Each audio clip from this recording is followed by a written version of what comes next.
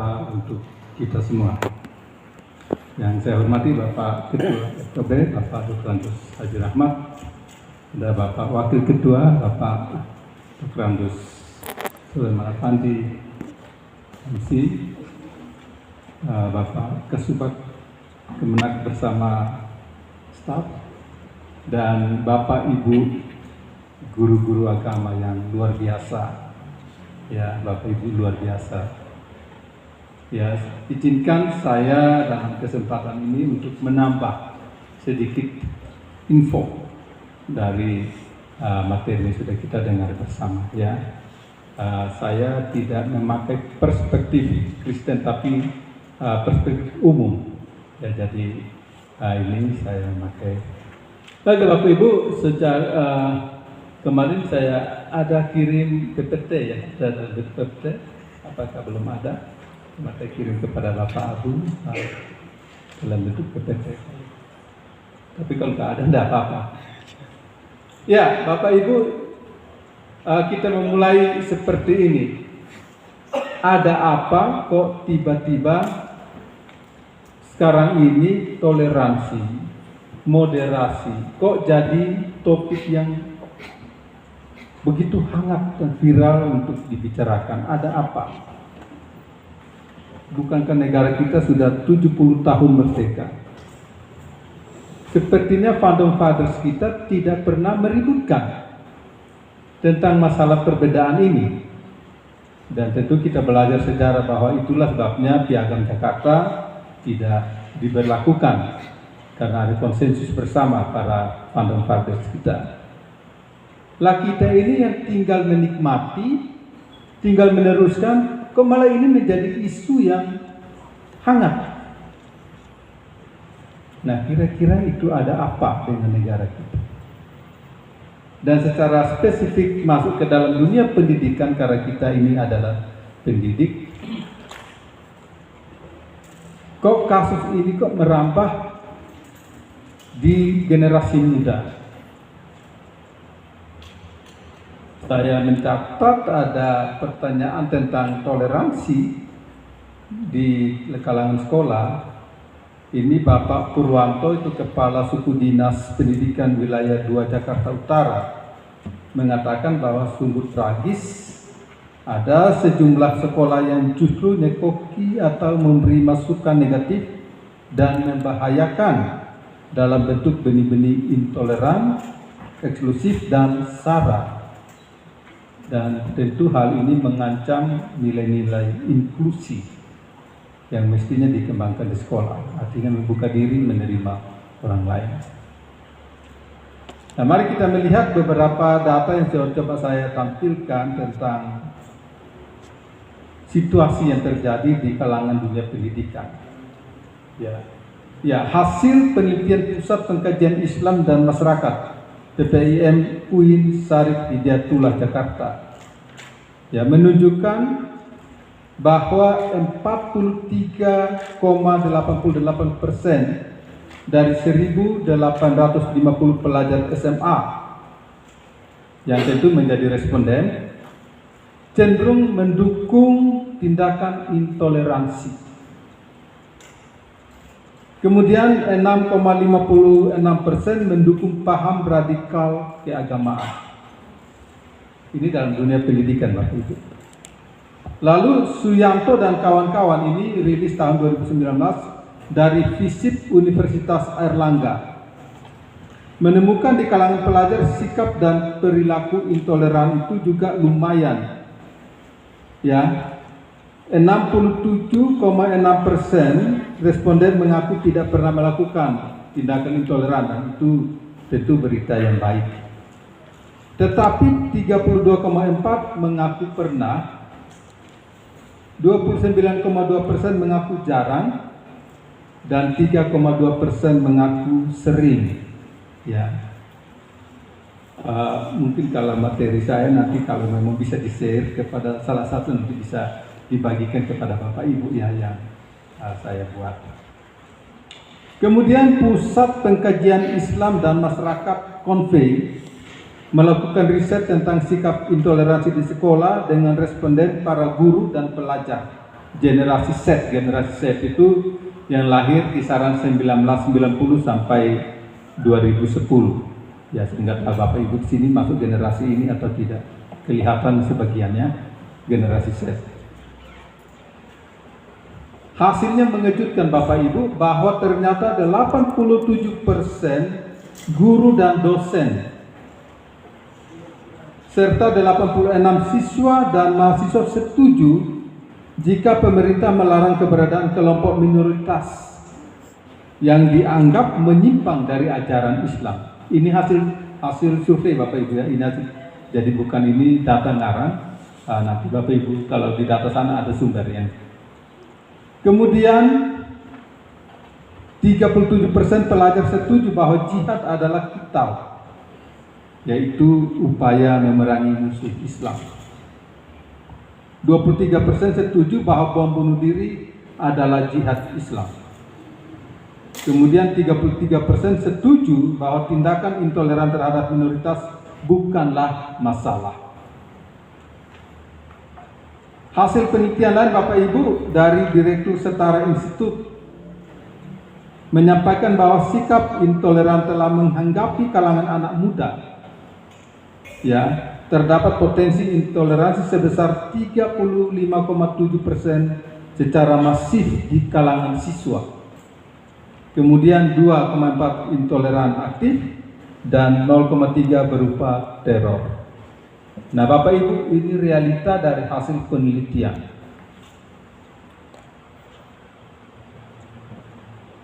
Bisa diteruskan, ada gambar yang saya tampilkan Bapak Ibu, barangkali ini contoh, beberapa contoh kasus intoleran di sekolah di Indonesia ini beberapa contoh yang muncul.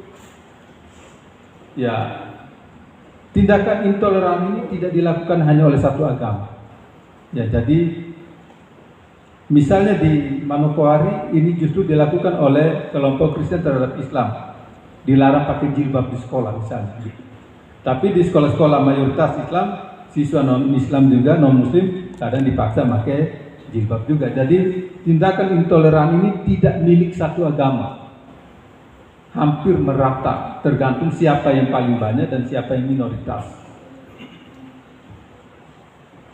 Nah Bapak Ibu, lalu sebenarnya apa toh penyebab tindakan intoleransi itu?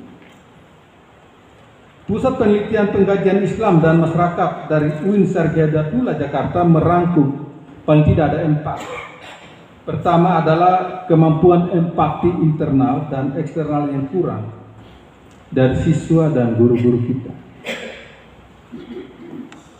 Kemudian persepsi keterancaman yang tinggi, terutama terkait dengan faktor ekonomi. Yang ketiga, pandangan ekstrim pada beberapa guru. Yang untuk itu kemampuan berpikir kritis dan reflektif itu memang perlu ditingkatkan. Dan kadang-kadang faktor sosial, ya, antara si kaya, si miskin, ya, ada yang merasa terpinggirkan dan seterusnya. Nah, menurut hasil penelitian 4 faktor ini tentu masih ada faktor lain, tetapi rilis dari penelitian ini 4 faktor yang mempengaruhi tindakan intoleransi di sekolah. Nah, Bapak Ibu, lalu bagaimana? Ini saya langsung saja karena waktu yang terbatas. Lalu bagaimana peran guru agama menanamkan nilai-nilai toleransi? Bapak Ibu, pada saat saya sampai kepada bagian ini, saya merenung bahwa ternyata masa depan bangsa ini ada di tangan guru-guru agama.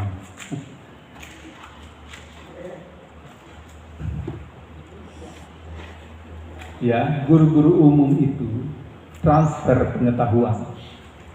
Jadi guru-guru umum mengajar anak untuk sukses secara karir dan ekonomi. Tapi guru-guru agama mengajar anak sukses secara karir ekonomi dan sukses ke dunia akhirat. Betul nggak? Jadi saya mulai sadar bahwa mungkin di sekolah saya berani bertaruh Guru-guru agama yang menduduki jabatan ketua sekolah mungkin hampir tidak ada. Ya semoga ada ya. Saya tidak tahu kalau antara bapak ibu yang ada di sini ada yang memegang jabatan ketua sekolah. Kalau ada ya syukur. Ada ya. Dan mungkin satu dari sekian banyak bapak. Kadang-kadang gini, guru-guru umum menyatakan gini, apa yang ngomongkan oleh guru-guru agama, ngomong sesuatu yang di luar nalar. Ya memang masalah agama, ajaran agama, ya itu memang kalau pakai nalar ya kita tidak bisa ngukur. Kalau nalar itu bukan iman, tapi nalar itu berarti pengetahuan. Nah, kadang-kadang kita dianggap membicarakan sesuatu yang ada di dunia angkasa sana, sehingga dianggap tidak masuk akal. Nah, Bapak Ibu, ada dua peran yang saya mau sampaikan kepada Bapak Ibu. Ada peran yang saya sebut peran vertikal. Peran vertikal ini adalah tanggung jawab kepada Yang Maha Kuasa. Tanggung jawab kepada Tuhan. Jadi Bapak Ibu, tanggung jawab vertikal Bapak Ibu pertama adalah tanggung jawab kepada Tuhan. Artinya apa Bapak Ibu? Kita tidak hanya mengajarkan ilmu pengetahuan yang berhubungan dengan ajaran agama. Ya, tentu ajaran agama acuannya adalah kitab suci. Ya. Dan sumber-sumber kebenaran lainnya. Ya, kalau saya keliru diperbaiki, tentu dalam Islam Al-Quran dan hadis ya. Di dalam Kristen ya kita Alkitab dan ditambah tradisi. Ya, dalam kitab suci Weda, Tripitaka tentu itu adalah sumber dari Hindu dan Buddha. Jadi artinya Bapak Ibu punya peran mengajarkan ajaran daripada kitab suci kepada siswa. Dan tidak hanya sekedar menanamkan pengetahuan teoritis, tapi juga menanamkan keimanan. Saya pastikan Bapak Ibu pasti semua pembimbing rohani di sekolah ya. Jadi tidak hanya masuk kelas pada saat jam jadwal mengajar, tapi Bapak Ibu guru agama pasti juga menjadi pembimbing rohani di sekolah. Jadi artinya apa Bapak Ibu, bahwa kita tidak hanya mengajarkan seperangkat pengetahuan keagamaan, tapi Bapak Ibu juga yang menanamkan keimanan dan mendorong peserta didik kita untuk mempraktekkan apa yang diyakini dalam kehidupan real. Jadi dalam tugas yang secara vertikal ini, Bapak Ibu bertindak sebagai pelayan Tuhan. Saya kurang tahu nanti istilah yang tepat di Muslim mungkin apa, tapi kalau misalnya kami Kristen, pelayan Tuhan. Ya, jadi satu. Abdi, kalau Bapak Ibu abdi negara, pelayan negara. Nah ini saya katakan Bapak Ibu sebagai pelayan Tuhan, karena bukan mengajarkan hal-hal yang bersifat sementara. Ilmu, pengetahuan, kalau Bapak Ibu memakai pendekatan dialektika, selalu ada tesis, antitesis, dan sintesa. Sintesa masih lagi diajukan ya, mengikuti pola pikir daripada Hegel ya. Tapi kalau kebenaran itu sifatnya kekal. Ya, kebenaran yang terkandung dalam kitab suci sifatnya kekal. Mau sampai kapan sejak turunnya wahyu kepada para nabi, pada hambanya, sampai hari ini tidak diubah kan? Jadi itu artinya Bapak Ibu sedang menjalankan satu tugas sebagai pelayan Tuhan, mengajarkan kebenaran. Itu yang membedakan guru agama dengan guru-guru umum. Bukan berarti guru umum tidak mengajarkan nilai-nilai agama, tapi guru agama punya panggilan khusus mengajarkan hal-hal yang bersifat kekal kepada peserta didik. Ya, tentu peran atau tanggung jawab kedua adalah tentu yang bersifat horizontal, dalam artian mengabdi kepada bangsa dan negara. Ya, kalau Bapak Ibu sebagian pasti PNS ya, ASN itu PNS itu jadul, sebutan jadul untuk kami yang dulu. Yang ngertinya PNS tapi sekarang ASN ya. Ya.